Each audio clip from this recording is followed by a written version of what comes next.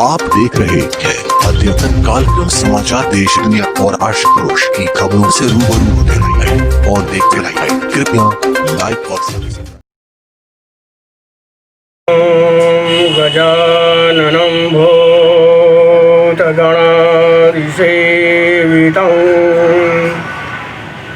कपित्थजम्बुफलचारुभक्षणम्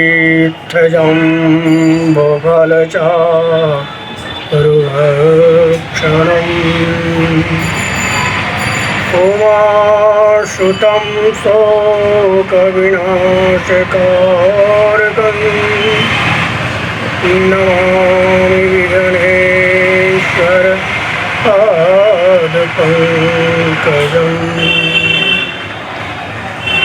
अखण्डमण्डलाकारं व्याप्तं येन चराचरं तत्पदं दर्शितं येन तस्मै श्रीगुरुवे नमः।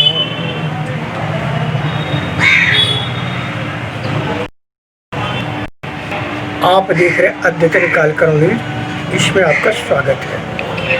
मैं हूँ ज्ञाधाम ज्ञा से आचार्य नबी।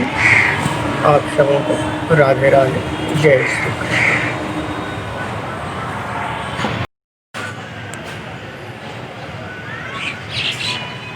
आपसे प्रत्येक शुभ अवसरों पर मिलने का अवसर मिलते रहा है। आज मैं प्रकाश डालने जा रहा हूँ वरवरद गणेश उत्सव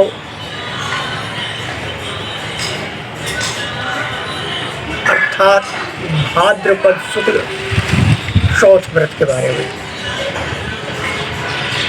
जिसको करने से लगा हुआ कलंक मिथ्या सिद्ध हो जाता है, झूठा हो जाता है, कलंक कर लग जाता है। भाद्रपद शुक्ल पक्ष चौथ को व्रत करके वरद नामक श्री गणेश की पूजा से मिथ्या कलंक का निष्पादन होता है। इस विषय में स्कंद पुराण में कथा है कि गणेश जी की लंबी सूंड, तुंडेला पेट आदि विकृत रूप देख करके अत्यंत रूपवान चंद्रमा ने उपहास किया था, उनकी खिल्ली उड़ाई। तो गणेश जी ने उन्हें श्राप दे दिया कि जाओ, आज चौथ के दिन तुम्हें जो कोई भी देखेगा उसे झूठा कलंक का सामना करना पड़ जाएगा। शापग्रस्त होने पर चंद्रमा जल में रहना प्रारंभ कर दिए और संसार की सृष्टि रचना पर उसका प्रभाव पड़ने लगा। तब देवताओं ने गणेश जी से प्रार्थना की, उन्हें श्राप से मुक्त कर दिया जाए।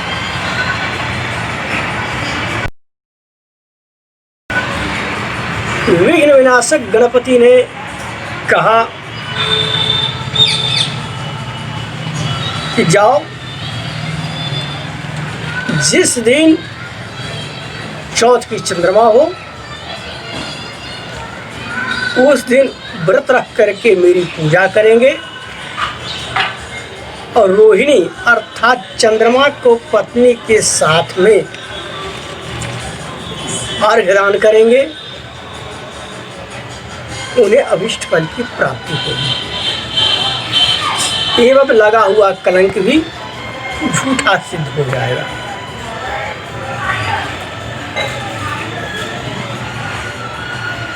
इस व्रत को राजा नल और दमयंती ने यह व्रत किया। श्री कृष्ण से जुड़ी कथा भी इसमें संलग्न है। कहते हैं राजा सत्राजित को भगवान भास्कर के द्वारा शैमयंतिक मणि प्राप्त हुआ था, जो दिव्य आभा से प्रकाशित, स्वर्ण से युक्त और स्वर्ण को वृद्धि करने वाला था। स्वर्ण का ही शैमयंतिक मणि था, स्वर्ण वृद्धि भी करता था। कृष्ण ने उसके प्रति इच्छा जाहिर कर दी। सत्राजित ने इनकार कर दिया। एक दिन की बात है, राजा सत्राजित के भाई प्रसेनजीत उस स्यमंतक मणि को धारण करके विचरण करने लगा। जंगल में गया और एक सिंह के द्वारा वह मारा गया।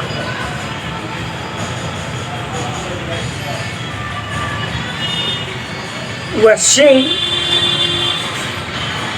को पराजित करके ऋक्षराज जामवंत जी ने वह स्यमंतक मणि लेकर के अपने गुफा में आकर के अपनी पुत्री जामवंती को दिया। अब राजा सत्राजित के भाई प्रसेनजीत घर नहीं आए तो उन्होंने श्री कृष्ण को ही कलंकित किया कि तूने ही मेरे भाई को वध करके उस मणि को तुमने स्वीकार कर लिया, उस मणि को तुमने रख लिया।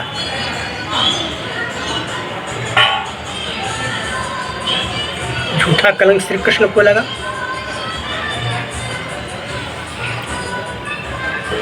कलंक से मुक्त होने के लिए श्री कृष्ण ने भी यह व्रत किया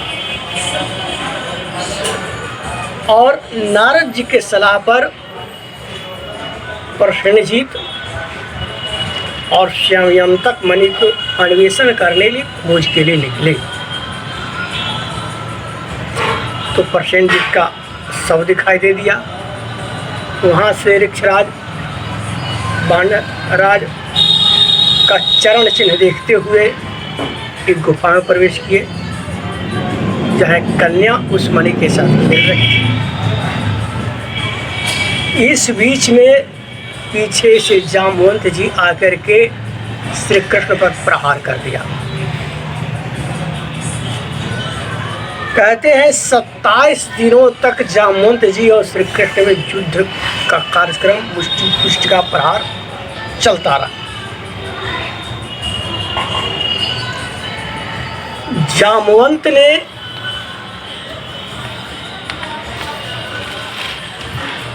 श्री कृष्ण के रूप में श्री राम का दर्शन किए। इसमें एक और कथा है कि श्री जामवंत जी को श्री राम रावण युद्ध के दरमियान में बुजुर्ग जान करके कोई युद्ध में भाग लेने नहीं दिया। तब उन्होंने कहा कि जामवंत जी मुझे शरीर में बहुत दर्द हो रहा, मुझे युद्ध करने की इच्छा है। तो श्री राम ने कहा कि घबराए नहीं, अगले अवतार में जब जाएंगे तो आपके शरीर के दर्द को मैं दूर करूंगा।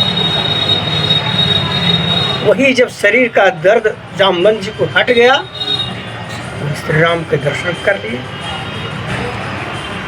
उन्होंने क्षमा याचना किया कि प्रभु मैंने आपके साथ युद्ध किया, आपने पहले क्यों नहीं बताया। श्री कृष्ण ने कहा बताने के मौका देते तब ना, आपने तो प्रहार कर दिया। अपनी भूल स्वीकार करके अपनी पुत्री जामवंती का कन्यादान करके दक्षिणा स्वरूप वह मणि भगवान श्री कृष्ण को लौटा दी। श्री कृष्ण ने वह मणि राजा सत्राजित को देकर के कलंक से मुक्त हुए। राजा सत्राजित को आभास हुआ कि मैंने श्री कृष्ण को झूठा कलंकित कर दिया, ये दोषी नहीं थे। उन्होंने लज्जित होकर के कलंक से मुक्त होते कृष्ण को मुक्त करके अपनी पुत्री सत्यभामा को श्री कृष्ण से विवाह रचा करके वह दान स्वरूप मणि श्री कृष्ण को दे दी। जैसा पुराण में वर्णन आता है, इस दिन कथा सुनने से लगा हुआ कलंक मिथ्या सिद्ध होता है। अगर भाद्र शुक्ल पक्ष चौथ जिसने रात्रि में चंद्रमा हो उस दिन अगर चंद्र का दर्शन किसी कारण से अगर हो जाए तो मंत्र पढ़े, जितना अधिक से अधिक हो सके तो दोष का निवारण होता है। सिंह प्रसेन अवधीर सिंहो जामवता हतः सुकुमारक मारोदस्तव एष स्यमंतकः।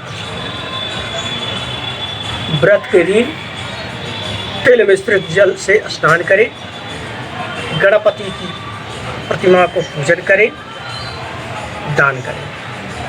कहीं 3 दिन 5 दिन 7 दिन प्रतिमा के रखने की परंपरा है। महाराष्ट्र में गणपति उत्सव का एक विशेष स्थान रखता है। अब यह गणपति उत्सव सर्वत्र लोग करने लगे हैं। आपसे निवेदन कर रहा हूँ, इस कोरोना वायरस कोविड-19 के युग में अपने घर घर में गणपति बप्पा को विराजमान करके इस तरह महामारी से मुक्त होने के लिए प्रार्थना करें और विश्व के कल्याण के लिए उनसे वर मांगे। विघ्न विनाशक आपके मनोरथ को पूर्ण करेंगे, ऐसा निश्चित है।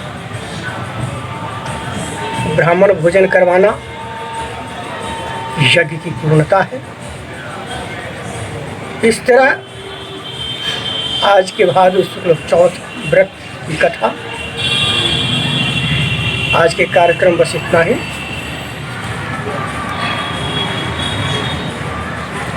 पुनः अगले कार्यक्रम में आपसे मिलेंगे। आपसे निवेदन है, अद्यतन कार्यक्रम न्यूज़ को सब्सक्राइब किया जाए, लाइक किया जाए, शेयर किया जाए। व्याधाम व्यास आचार्य नवीन को आप अनुमति दें। तब तक के लिए राधे राधे राधे राधे। आपसे निवेदन है, दिए गए दूरभाष पर संपर्क करके आप अपना सुझाव भेजें और ज्ञात तीर्थ से जो भी परामर्श आप चाहें ले सकते हैं। राधे राधे, जय श्री कृष्ण।